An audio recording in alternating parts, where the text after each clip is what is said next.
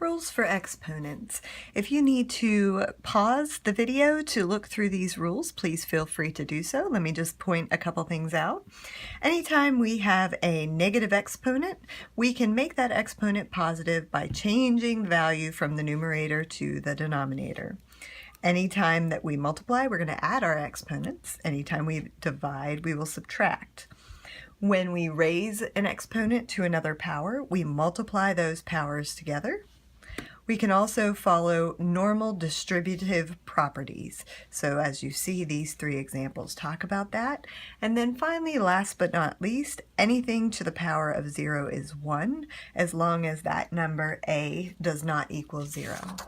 Let's do some examples. So starting out simple. I'm going to multiply our two fractions together. Anytime we multiply, we add the exponents.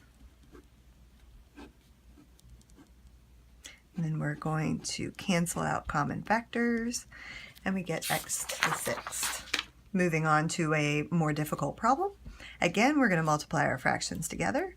So 4 times 3 is 12, m to the 4th, n to the negative 1, and then in the denominator, negative 6, negative 1 plus a negative 2 is going to be negative 3. All right, now remember that when I switch numerator and denominator, I can make the signs positive. So let me go ahead and do that.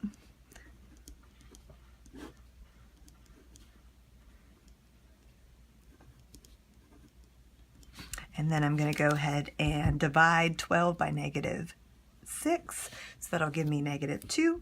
And then I can combine my terms here, so 4 plus 3 is 7. Over n to the 6th. All right, and then just getting a little bit more difficult here, let's look at this problem. So anytime I raise an exponent to another power, I multiply those numbers together, so that's going to be c to the 12th. I'm multiplying to combine my fractions, so 12, c to the 12th, d to the negative 6th.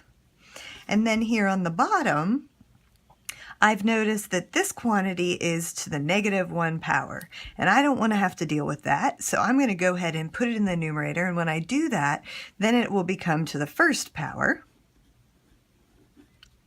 and then I've got my 4 down here.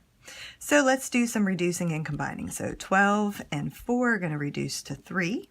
Here I have 12c and 1c, so that's going to be c to the 13th, and then these last two, I have negative 6 and plus 1, so that's going to be d to the negative 5th, and I'm going to make that positive by putting that d to the 5th in the denominator.